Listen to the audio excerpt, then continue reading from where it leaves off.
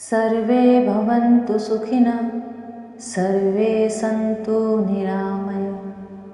सब जीव सुखी रहें और सब जीव निरोगी रहें। पर इसके लिए कुछ तो प्रयास करना पड़ेगा, यह अपने आप तो नहीं हो जाएगा। जय श्री कृष्णा।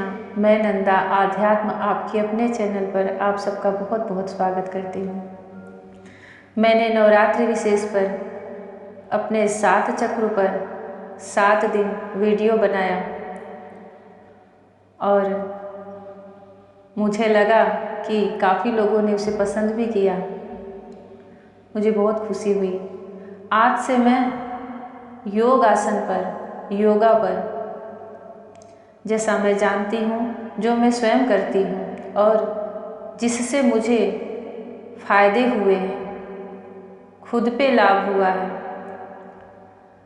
उसका प्रतिदिन एक आसन का वीडियो बना के डालूँगी, ताकि प्रतिदिन इसके प्रारंभ से कोई एक एक आसन पे प्रयास करे, फिर धीरे धीरे उसका अभ्यास करते करते वह उसका शरीर खुद उन आसनों में ऐसा सध जाता है कि हमें नहीं, हमारे शरीर को इसकी आदत हो जाती है, हमारे देह को इन आसनों की आदत हो जाती है।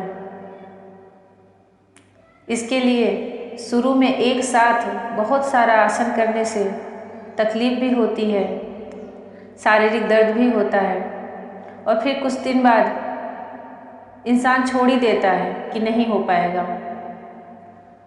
पर प्रतिदिन थोड़ा करें और ना तो एक ही आसन पर अभ्यास करें, और फिर जैसे जैसे आपको इसकी आदत लगती जाएगी, आप इसको कभी छोड़ ही नहीं सकते, कभी नहीं। योग न करने से आपको बेचैनी होगी।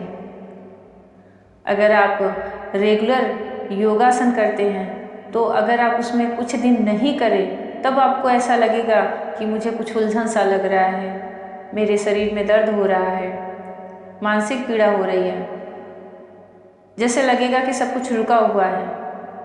पर जैसे ही आप इसको फिर क्रम से शुरू कर देंगे, आपको बहुत अच्छा लगने लगेगा। ये आदत की बात होती है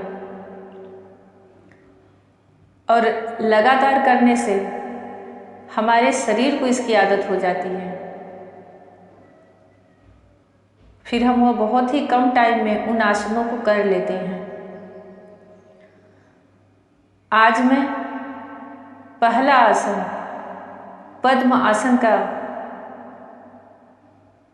वीडियो बना रही हूँ, जो कि हमारे योग में इसका प्रमुख स्थान है, सबसे श्रेष्ठ स्थान है इसका, और आसनों में यह सबसे श्रेष्ठ आसन माना जाता है।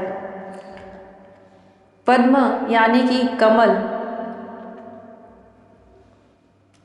जो कि फूलों में श्रेष्ठ, आध्यात्मिक में श्रेष्ठ और हर जगह से उसका एक अपना उच्च स्थान होता है, वैसे ही यह पद्म आसन है। यह आसन हमें ध्यान की पद्धति जो होती है उसकी बहुत गहराई से उसका अनुभव कराती है। कोई भी आसन अलग होता है और व्यायाम अलग होता है। आसन मेडिटेशन में आ जाता है और व्यायाम एक्सरसाइज में आ जाता है। तो हम किसी भी कुछ भी मेडिटेट करें, हमें आसन पद्म आसन ही लगाना पड़ता है। जब हम ध्यान में जाते हैं, हमारे प्राचीन ऋषि मुनि भी इसी आसन में अपना ध्यान लगाते थे। पद्म आसन करने से शरीर को बहुत ज़बरदस्त फायदे मिलते हैं। अगर आप कभी अशांत और बेचैन महसूस कर रहे हों तो पद्म आसन का अभ्यास करें। ये आपके मन को शांत करने में मदद करेगा। योगी लोग इस आसन को अलौकिक ऊर्जा प्राप्त करने, मेडिटेशन या ध्यान करने, चक्र कुंडलिनी को जागृत करने के लिए करते हैं। पद्मासन बहुत ही शक्तिशाली आसन है। यह कमर और हृदय रोगों के लिए बेहतरीन आसन है। कमर दर्द में इससे बहुत लाभ होते हैं पद्मासन में। इस आसन का अभ्यास भगवान शिव को भी करते दिखाया गया है। भगवान शिव की, महादेव की तो छवि ही इसी रूप में होती है पद्मासन में। इससे भौतिक और आध्यात्मिक लाभ भी योग शास्त्र में बहुत अधिक बताए गए हैं और मेडिटेशन के लिए तो यह एक बेहतरीन आसन है। इसका करने का तरीका, इस आसन में दोनों पैरों को कमल की पंखुड़ियों की तरह मोड़कर कमर के पास रखा जाता है। पालथी मार कर, जिसको बोलते हैं कि पालथी मार के बैठना। इसमें दोनों घुटने, ये प्रतीकात्मक आसन है और जैसे कमल कीचड़ से ऊपर रहकर खिलता है, वैसे ही पद्म आसन आपको संसार की समस्याओं से ऊपर उठने में मदद करता है।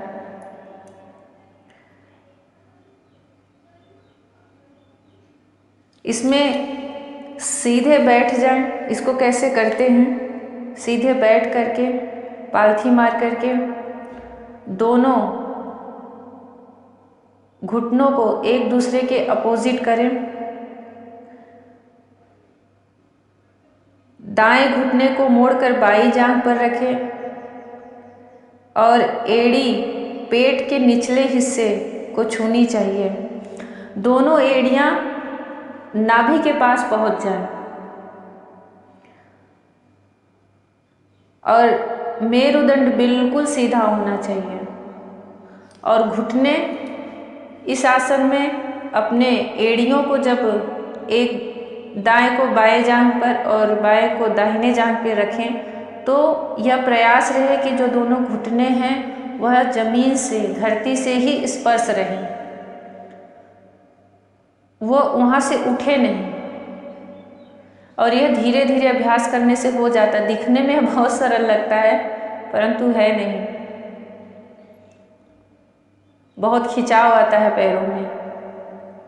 पर जब आप इस आसन में सध जाते हैं बिल्कुल सीधा, तब आपको ध्यान में एकाग्रता, ये सब करने में परेशानी नहीं आती। मेरुदंड बिल्कुल सीधा रहना चाहिए और दोनों पैरों के क्रॉस होने के बाद अपने हाथों को अपनी मनपसंद मुद्रा में रखें। ज्ञान मुद्रा में रखें या फिर उसको पद्मासन में गोद में रखें अपने। और जितने भी मेडिटेशन होते हैं सातों चक्रों के, इसमें बैठा पद्मासन में ही जाता है, बस सातों चक्रों की मुद्राएं अलग अलग होती हैं। अब उनको तो बोल के नहीं बता सकते, उसको तो आपको देखना ही पड़ेगा। उनमें अंगुलियों की अलग अलग तरह से मुद्राएं होती हैं और जो कि बहुत ही प्रभावशाली होती हैं, बहुत अधिक। वह मुद्राएं हमारे अंतर के ब्रह्मांड और जो बाह्य ब्रह्मांड है उनसे जोड़ती हैं। कहने को बस अंगुलियों के एक आकार होते हैं पर वह उन तरंगों को जोड़ती हैं। सिर और रीढ़ की हड्डी को सीधा रखें। लंबी और गहरी सांस लेते रहें। सिर को धीरे धीरे से नीचे की तरफ ले आए। ठोड़ी को गले से छूने की कोशिश करें।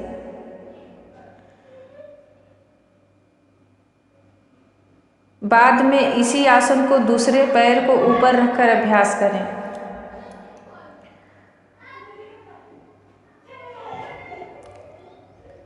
पद्मासन का समय सबसे सही, सबसे अच्छा तो सुबह का माना जाता है। सुबह के समय कोई भी योगासन अच्छा ही होता है, पर नहीं समय है तो अगर आप शाम के वक्त ये आसन कर रहे हैं तो ज़रूरी है कि आपका जो भोजन है वो कम से कम 2-3 घंटे पहले, कम से कम, या तो अधिक से अधिक 4 से 6 घंटे और कम से कम 3 घंटे पहले आपका भोजन हो चुका रहे, क्योंकि खाली पेट ही आसन किया जाता है।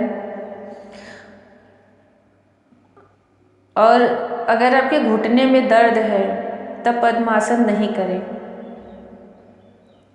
घुटने में दर्द है तो उसका दर्द और अधिक बढ़ जाता है, क्योंकि पूरा खिंचाव घुटनों पर ही आता है।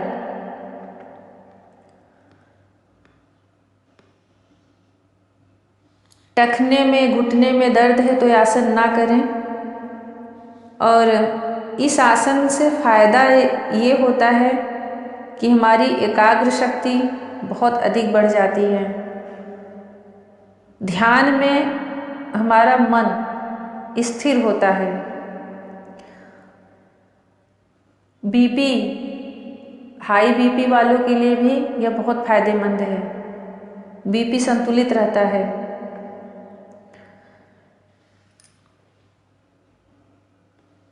और आपकी कुंडलनी शक्ति जागृत होने लगती है। अगर आप पद्मासन में बैठ करके ध्यान कर रहे हैं, उन मंत्रों का उच्चारण कर रहे हैं, तो यह आपकी ऊर्जा को, कुंडलनी जो ऊर्जा होती है उसको जागृत करने में इसका बहुत सहयोग होता है। और योग में सबसे पहले इसी आसन को बताया जाता है, क्योंकि जब हम पहले बैठना सीखेंगे, एक तरह से यह योग में बैठने की कला होती है। हम कितना गलत तरीके से बैठते हैं फिर हमें समझ में आता है।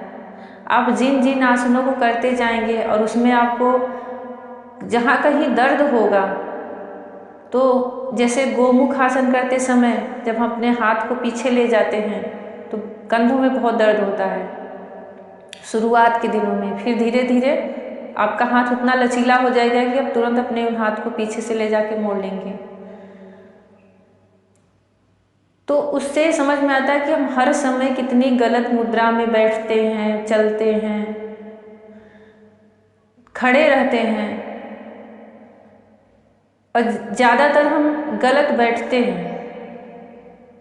पद्मासन में पूरा शरीर एक संतुलित आकार में रहता है। जब आप इसमें बैठेंगे तब आपको समझ में आएगा। और यह जब बिल्कुल सहज होने लग जाए, जब इस आसन में आप बैठे रहो, आपके दोनों घुटने धरती से स्पर्श हों, दोनों एड़ियाँ क्रॉस में एक दूसरे थाइस पर हो और वो मुड़ी हो, जैसे कमल की पंखुड़ियाँ मुड़ी रहती हैं, और वो नाभि से टच में रहे, नाभि के नीचे रहे, मेरुदंड बिल्कुल सीधा रहे, और आपको उस चीज़ का पता न रहे कि हाँ यहाँ से खिंचाव हो रहा है, वहाँ से खिंचाव लग रहा है, तब आपका ध्यान बहुत सही लगता है। आप उस समय किसी भी मुद्रा में अपनी उंगलियों को, हथेलियों को करके ओमकार का जप करें।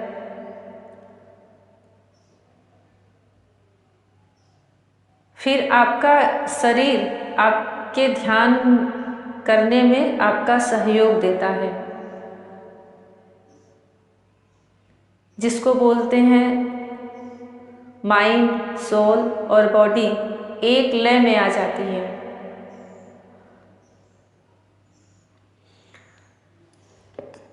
आज मैं शिव पद्मासन पे बताई हूँ। प्रतिदिन एक आसन जो मैं करती हूँ, जिसका मुझे अनुभव है, उसका एक वीडियो डालूँगी और आप लोग इसको प्रतिदिन करें। इसी को करें तो क्या पता 21 दिन, 1 महीने, बस ऐसे करते करते आपके शरीर को इसका अभ्यास हो जाए। मुझे 5 वर्ष हो गए योग करते हुए, व्यायाम करते हुए। शुरू के दिनों में मैं प्रतिदिन करती थी, प्रतिदिन, सुबह नहीं तो शाम को, बस पेट खाली रहना चाहिए इतना ध्यान रखती थी। जब समय मिलता था मैं करती थी, ये सोचकर कि अगर मैं सिर्फ यही नियम पहले करने से बना लूँगी कि सुबह ही करना है और नहीं टाइम मिला तो फिर छूट जाएगा, इसके लिए उसको करती थी। जब उसकी आदत हो गई तो अभी मैं अगर हफ्ते में 4 दिन भी करती हूँ तो मुझे बहुत आराम लगता है। वैसे मैं डेली करने की कोशिश करती हूँ पर नहीं भी कर सकती, तो मैं कई कई दिन बाद छूट भी जाता है तो मैं करती हूँ तो मुझे ज़रा सा भी मेरे बॉडी में पेन नहीं होता। वो ऐसा लगेगा कि मैं भूल गई, छूट गया, लेकिन ऐसा होता नहीं, क्योंकि काफ़ी लंबे समय से करते आ रहे हैं। आप लोग भी करें, प्रतिदिन करें, थोड़ा ही समय करें पर करें। जय श्री कृष्णा।